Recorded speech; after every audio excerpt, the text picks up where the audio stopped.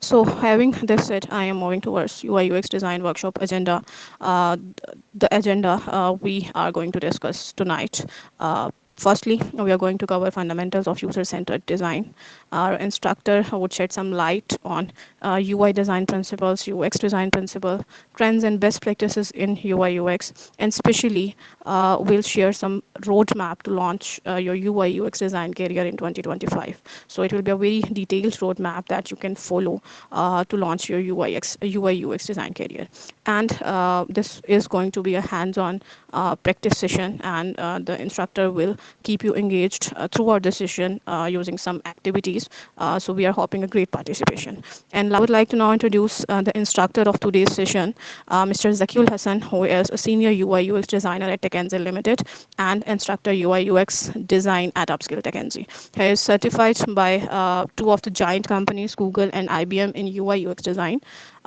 Especially one thing I would like to share about Mr. Zakul Hassan is that he is the backbone of every design of every project we do at TechNZ Limited, whether it's a web app or a mobile app. Every project we do at TechNZ Limited, being a developers, he is the backbone of every project. So Mr. Zakir Hassan is going to share his expertise in UI UX design with you guys, and will let you know that how you can achieve that how you can start this UI UX career and make some user centric designs. Over to you, Mr. Zakir Hassan. अस्सलाम वालेकुम। Walaikum assalam. वालेकुम सलाम। वालेकुम सलाम। मेरी आवाज clear आ रही सबको? जी वॉइस क्लियर है। Yes, sir, clear. Okay, so first of all, I would like to congratulate all of you because you guys have took the initiative to learn a skill which is not only highly in demand in the market, but also it is highly rewarding. So I'm so much excited for being a part of this journey with you guys. Okay so मैं चाहूँगा कि आप सब लोग मेरे साथ participate भी करें, क्योंकि हमने अभी आगे सेशन में एक एक्टिविटी भी रखी हुई है, so that this session is should come out to be an engaging and एक वैल्यू एडिंग सेशन होना चाहिए हम सबके लिए। तो और UI UX is always about communication and collaboration, so I would like कि सब मेरे साथ पार्टिसिपेट करें। If you guys can not speak, और अगर आपके माइक नहीं काम करते तो ट्राई करें कि चैट में मेरे साथ जरूर रहें। No, we are allowing everyone to unmute themselves and collaborate, but there will be a decorum. So you guys can raise your hands and we'll unmute your mic, and then you can collaborate and communicate. Okay तो हम session का start करते हैं। तो लेकिन सबसे पहले मैं चाहूँगा कि सेशन का स्टार्ट करने से पहले हम कुछ क्वेश्चन करना चाहूँगा मैं। तो the most important question would be कि मे बी आप लोगों ने कभी, हम सब मोबाइल्स भी यूज़ करते हैं, लैपटॉप भी यूज़ करते हैं, कंप्यूटर भी यूज़ करते हैं, तो किसी भी डिजिटल प्लेटफॉर्म को हम सब ने कभी ना कभी तो यूज़ किया ही है। तो have you guys ever feel के कुछ प्लेटफॉर्म्स लॉन्च होते हैं, यूजर्स उनको यूज करते हैं, लेकिन after a passage of time वो जो प्लेटफॉर्म है वो या तो वैनिश हो जाते हैं, या उनकी विजिबिलिटी बहुत कम हो जाती है, या यूजर उस प्लेटफॉर्म के अचानक से उसको यूज करना छोड़ देते हैं। लेकिन at the same time there are some platform जो कि टाइम टू टाइम हमेशा ग्रो ही करते आ रहे हैं। वो हमारे पास बिग नेम्स हैं, बिग जायंट्स हैं, जो कि हर सेशन में, हर टाइम टू टाइम, हर साल नए साल उनकी न्यू अपडेट्स आ रही होती हैं और वो प्लेटफॉर्म ग्रो कर रहे होते हैं। तो कभी आप सबने या आप में से किसी ने ये चीज नोट की कि कोई भी एक ब्रांड जो आपके नेम में आ रहा हो कि एक ब्रांड आया था लेकिन फिर वो पता नहीं कहाँ चला गया? मे बी वो एक सोशल मीडिया ऐप थी, या कोई एंटरटेनमेंट की कोई ऐप थी, यूट्यूब जैसे, लाइक यूट्यूब है लेकिन वो तो अभी भी है, लेकिन इस जैसा कोई और प्लेटफॉर्म? यस, नो किया?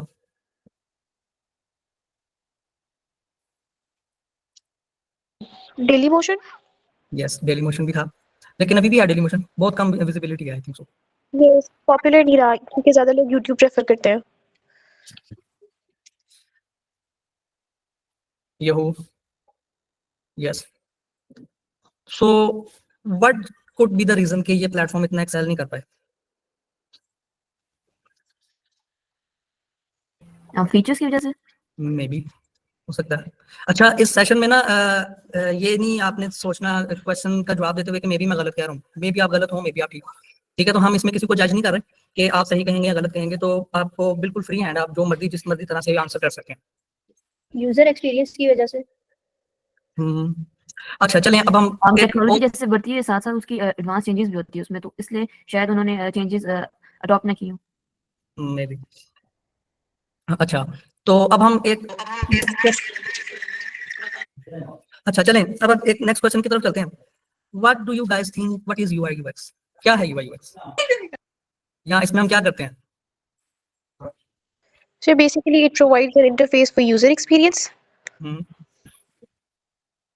Anyone can collaborate, anyone can. मैं भी आप सब जैसा ही एक स्टूडेंट हूँ, मैं कुछ नहीं हूँ, तो लिहाजा किसी ने शाय नहीं होना। बिकॉज मैं अगर आपको कहूँ तो I would be the most shyest person among you guys, and you can also Muqaddas या कोई भी अगर यहाँ पे हो तो वो आपको बता सकते हैं कि कंपनी में यहाँ पे सबसे ज्यादा शाय मैं ही हूँ। What is UI UX design? UI design जैसे कि इन सिंपल वर्ड कोई वेबसाइट है तो उसका जो इंटरफेस है यानी जो हमें नजर आ रहा है सामने वो यूआई कहते हैं, यूजर इंटरफेस। अच्छा यूआई यूएक्स अगर मैं कहना चाहूँ तो UI UX is there is a part where we design some screens, we design some platforms, we design UI screens. But before that, there are so many things. Like the very important thing would be the decision making, and apart from that, there is a user experience, which means taking care about the user, what the user need. User को क्या चाहिए? Let's suppose एक user है वो उसको अगर आप Facebook पर जाते हैं या आप YouTube पर जाते हैं तो आप YouTube पर क्या करने जाएंगे? Definitely you would go to watch your desired video, your desired, it could be a drama, it could be a film, it could be a news, anything for the entertainment. So अगर एक user किसी platform पे जाता है और उसको उसकी required information उस प्लेटफॉर्म पे नहीं मिलती तो अल्टीमेटली वो यूजर उस प्लेटफॉर्म को लीव कर देगा। This is so simple. तो whenever we design any platform तो हमेशा keep the user at the forefront, हमेशा यूजर को हम सामने रखते हैं कि एक और उसके लिए जो हम सबसे पहली चीज करते हैं वो होती है यूजर जर्नी। हम उस यूजर की एक जर्नी बनाते हैं। जर्नी मींस कि यूजर का एक पाथ हम डिफाइन करते हैं कि यूजर इस प्लेटफॉर्म पे आया, अब वो इस प्लेटफॉर्म से आगे कहाँ मूव करेगा, उसको आगे यहाँ से कहाँ मूव करना चाहिए, और in the end what action should be performed by the user. एक यूजर को एक प्लेटफॉर्म पे आना, उस प्लेटफॉर्म पे फ्लो करना और एक सर्टेन एक्शन जो कि हम चाहते हैं कि यूजर उस एक्शन को परफॉर्म करे स्टार्ट से लेकर एंड तक, इस जर्नी को कहते हैं user journey. So the most important thing would be decision making and creating clear and simple user journeys for the user. Because whenever any user feel overwhelmed by the platform, either by the visuals or by the content, maybe it's a text or any other thing, any other element, so user will ultimately leave if he or she doesn't get the required service or information जिसके लिए वो उस platform पे आया था। तो UI UX में हम स्क्रीन्स भी बनाते हैं, डिजाइन भी बनाते हैं, लेकिन अगर हम देखें इसकी सिंपलेस्ट एग्जांपल वुड बी कि जब हम एक घर बनाते हैं पहले उस घर का हम एक वायर फ्रेम बनाते हैं, उसका एक नक्शा बनता है, ब्लूप्रिंट बनता है, फिर हम उस ब्लूप्रिंट को फॉलो करते हुए उस पूरे घर को बनाते हैं, फिर उसका एक ग्रे स्ट्रक्चर हम क्रिएट करते हैं और फिर लास्ट में हम उसकी जो डेकोरेशन है जिसमें हम कलर स्टाइल वगैरह जिससे करके हम एक कंप्लीट घर बनाते हैं। तो जब हम किसी प्लेटफॉर्म को बिल्ड करेंगे, किसी डिजिटल प्लेटफॉर्म को, तो सबसे पहले हम उसकी एक यूजर रिसर्च करते हैं कि इस प्लेटफॉर्म की टारगेट ऑडियंस कौन है या इसका जो टारगेट यूजर है उसकी रिक्वायरमेंट क्या है। इस चीज को कहते हैं एम्पथाइजिंग विद द यूजर। ठीक है, एम्पथाइज मींस कि यूजर के शूज में उतर के अपनी उसकी प्रॉब्लम को जज करना, फिर उसके लिए एक सोल्यूशन डिजाइन करना। So this is UI UX design.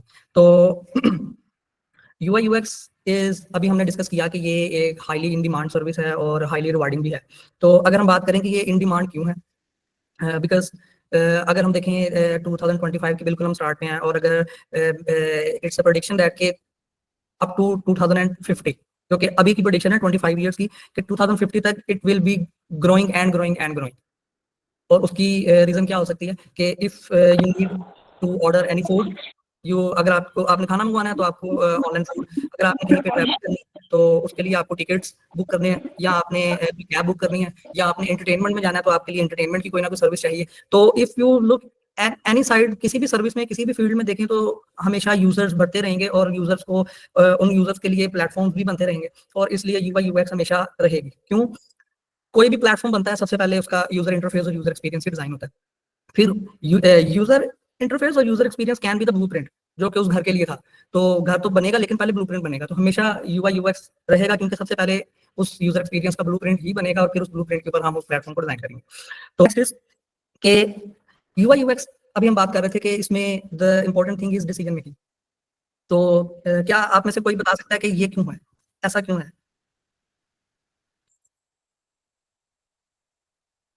Anyone? Sir question पे करने का Can you repeat the question? Question is कि यूआई यूएक्स में डिसीजन मेकिंग इतनी इंपॉर्टेंट क्यों है?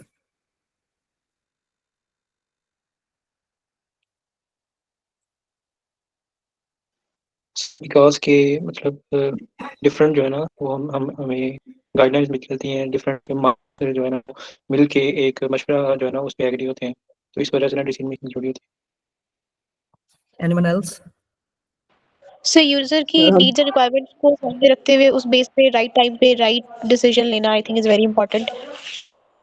एट द सेम टाइम बहुत सारे सॉल्यूशंस होते हैं, उनमें से बेस्ट को चूज करने के लिए हमें डिसीजन मेकिंग बहुत ज्यादा जरूरी है वहाँ पर।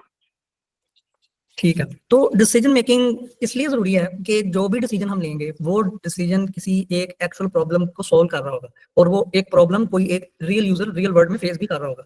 ये these are not a decision कि हम एक कमरे में बैठ कर डिसीजन लेंगे और उसका कुछ नहीं होगा। उस डिसीजन पे बेस करते एक प्लेटफॉर्म बनेगा, उस प्लेटफॉर्म एक रियल प्रॉब्लम को सॉल्व करेगा जो प्रॉब्लम रियल यूजर फेस कर रहे हैं रियल वर्ल्ड में। तो जो डिसीजन हम लेते हैं वो मैटर करता है कि वो डिसीजन हमारे प्लेटफॉर्म में यूजर की जो जर्नी है उसको सिंप्लीफाई करता है या उसको कॉम्प्लिकेट कर देता है। अगर हमारे डिसीजन से यूजर की जर्नी कॉम्प्लिकेटेड हो जाती है तो यूजर हमारे उस प्लेटफॉर्म के ऊपर कभी भी नहीं स्टे करेगा और हमारा प्लेटफॉर्म यूजर को लूज कर देगा, क्योंकि कोई भी डिजिटल प्लेटफॉर्म हो वो अपनी यूजर की बेस पे ही चलता है। किसी भी डिजिटल प्लेटफॉर्म को अगर यूजर्स उस प्लेटफॉर्म से में ज्वाइन नहीं करते या उसमें सस्टेन नहीं करते तो वो प्लेटफॉर्म अल्टीमेटली फॉल कर देता है। ठीक है, तो decision making is always important. अब डिसीजन मेकिंग के लिए the most important thing is the clarity, कि अगर हमारे माइंड में क्लैरिटी ही नहीं है चीज़ों के लिए कि if you think about a website कि उस वेबसाइट में उसका एक सेक्शन है, लेट्स सपोज वो है पेमेंट का सेक्शन, और हम यही क्लियर नहीं कर पा रहे कि पेमेंट सेक्शन में कौन सी चीज़ एसेंशियल है और कौन सी चीज़ नहीं होनी चाहिए, किस चीज़ को ऐड कर देने से यूजर की जर्नी सिंपल हो जाएगी और किस चीज़ को ऐड कर देने से यूजर इतना कॉम्प्लिकेटेड हो जाएगा कि वो कंफ्यूज हो जाएगा कि ये प्लेटफॉर्म एक रियल प्लेटफॉर्म है या नहीं, इस प्लेटफॉर्म की क्रेडिबिलिटी क्या है। So always try to have a clarity in our mind कि कौन सी चीज़ें ऐसी हैं जो उस प्लेटफॉर्म के लिए एसेंशियल हैं, कौन सी चीज़ें ऐसी हैं जो उस प्लेटफॉर्म के लिए इतनी ज़्यादा ज़रूरी नहीं है, और वो कौन सी चीज़ें हैं जो कि बिल्कुल ही नहीं होनी चाहिए। तो क्लैरिटी हमें किन चीज़ों में होनी चाहिए? नंबर 1 कि वो तमाम चीज़ें जो कि उस प्लेटफॉर्म के लिए ज़रूरी हैं होनी ही चाहिए, उनके बगैर ये नहीं चलेगा। नंबर 2 के जो सेकेंडरी चीज़ें आ जाती हैं जो कि इतनी ज़रूरी नहीं है। नंबर 3 वो तमाम चीज़ें जो कि उस प्लेटफॉर्म में बिल्कुल नहीं होनी चाहिए, जिनसे क्या होगा कि उन चीज़ों के होने से यूज़र की जर्नी जो होगी वो और ज़्यादा कॉम्प्लिकेटेड हो जाएगी। अभी हम आगे सेशन में जाके यूजर जर्नीज भी डिफाइन करेंगे कि किस तरह से यूजर जर्नी बनाई जाती है और उस यूजर जर्नी के ऊपर किस तरह से हम उसको फॉलो करते हुए एक प्लेटफॉर्म भी डिजाइन करेंगे।